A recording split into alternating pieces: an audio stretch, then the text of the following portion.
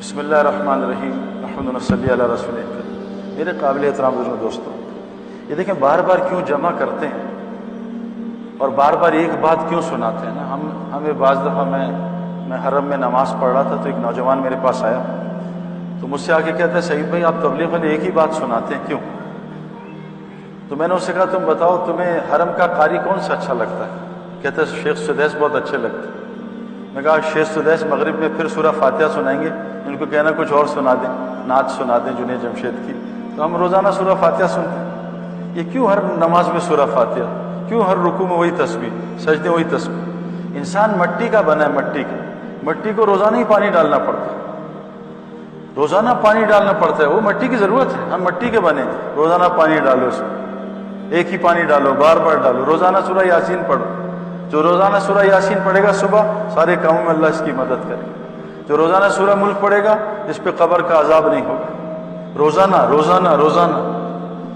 آج مسئلہ یہ دیکھو، اللہ نے حضرت محمد صلی اللہ علیہ وسلم کو جو اتنا اللہ سے کنیکٹڈ تھے کہ 24 گھنٹے آپ کا کنیکشن صرف ایک دفعہ اللہ سے کٹتا تھا جب آپ قضاء حاجت کے لیے جاتے تھے۔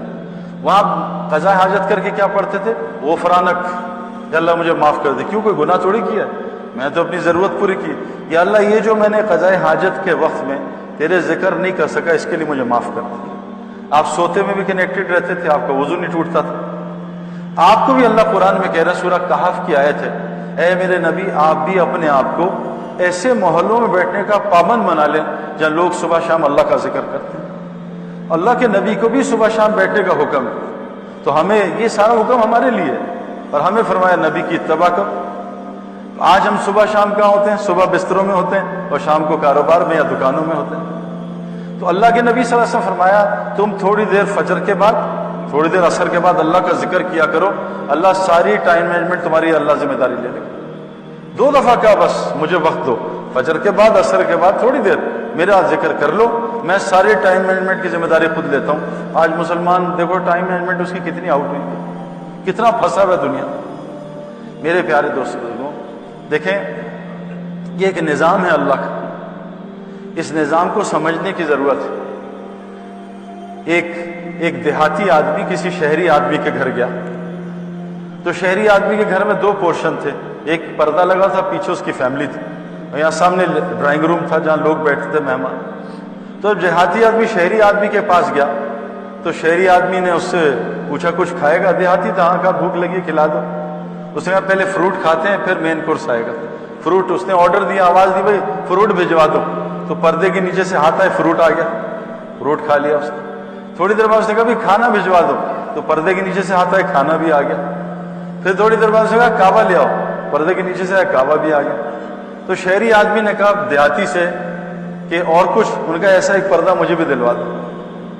تو پینڈو جو ہے پردہ لے کے چلے، ان کا لے لو۔ اس نے اپنے پنڈ میں جا کے پردہ لگا دیا، گاؤں پینڈو تمہیں اپنی کرامت دکھاؤ، اور پردہ لگا کے 500 آدمی بلا لیے۔ اب پردے کو آرڈر دیا، لاؤ وہ فروٹ لاؤ، کوئی فروٹ نہیں آیا۔ ان کا کھانا کھلاؤ، کوئی کھانا نہیں آیا۔ ان کا اللہ کے واسطے ذلیل نہ کراؤ، کعبہ ہی پلا دو، کعبہ بھی نہیں آیا۔ سارے غیبی نظام چل رہا ہے جس کو آج مسلمان دیکھ نہیں پا رہا۔ ابھی ہمارے دوست وقار یونس ہمارے ایک ساتھی سے کہہ رہے تھے یار کہ سعید بھائی خوب دنیا کے مزے لے رہے ہیں، ادھر گھوم رہے ہیں ادھر گھوم رہے ہیں، ان کا پتہ نہیں کیا نظام چل رہا ہے۔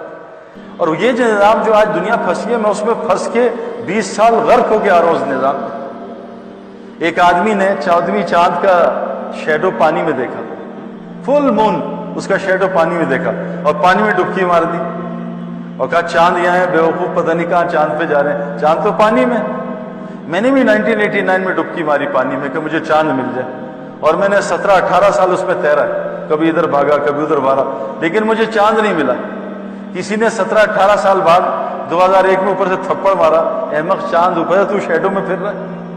آج ہم سب شیڈو میں پھر رہے ہیں۔ میں نے چند لوگوں سے پوچھا، غریب لوگوں سے، کہ تم سب سے زیادہ کھانا، سب سے زیادہ فروٹ، سب سے زیادہ تمہارا پیٹ کس وقت بھرتا ہے؟ مطلب ہے کھانا بھی مل رہا ہے، فروٹ بھی مل رہا ہے اور مزے کی زندگی کا رمضان میں۔ رمضان میں غریب آدمی فروٹ کھاتا ہے، غریب آدمی بہترین کھانا کھاتا ہے جو عام رمضان کے علاوہ 11 مہینوں سے نہیں ملتا۔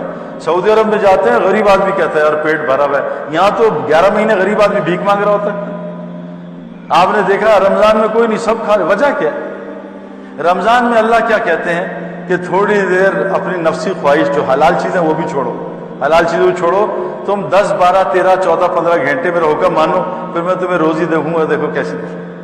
تم 14 15 گھنٹے میری تو مان کے دیکھو، میں تمہیں بہترین کھانا کھلاؤں گا، بہترین فروٹ کھلاؤں گا، پوری دنیا کا کھانا کھلاؤں گا، تم 15 گھنٹے میری مان کے چلو، پھر میں تمہاری مان کے چلوں۔ آج میرے پیاروں مسلمانوں کا مسئلہ یہ ہے کہ وہ اللہ کی ماننے کو تیار نہیں۔ ڈاکٹر صاحب ہارٹ سرجری کرتے ہیں اور پہلے بتا دیتے ہیں کہ 5 لاکھ روپے لوں گا اور تمہارے ہارٹ کو کاٹوں گا، پیٹوں گا، اور تمہیں سارا بریانی، نہاری، رسگلے، گلاب جامن چھوڑنے پڑیں گے اور تمہیں کڑوی گولیاں کھانی پڑیں گے۔ وہ کہتے ہیں ڈاکٹر صاحب تیار ہوں میں سارا حلال چھوڑ دوں گا آپ کے کہنے پہ، اور آپ کو 5 لاکھ آپریشن کی بھی دوں گا، اور تکلیفیں بھی برداشت کروں گا آپریشن کی اور کڑوی گولیوں کی، آپ کی ساری جو آپ کہہ رہے ہیں حلال چیزیں چھوڑ دوں گا۔ میرے پیاروں ڈاکٹر کے کہنے پہ آج مسلمان حلال چھوڑنے کو تیار ہے، اللہ کے کہنے پہ آج مسلمان سے حرام نہیں چھوٹ رہا۔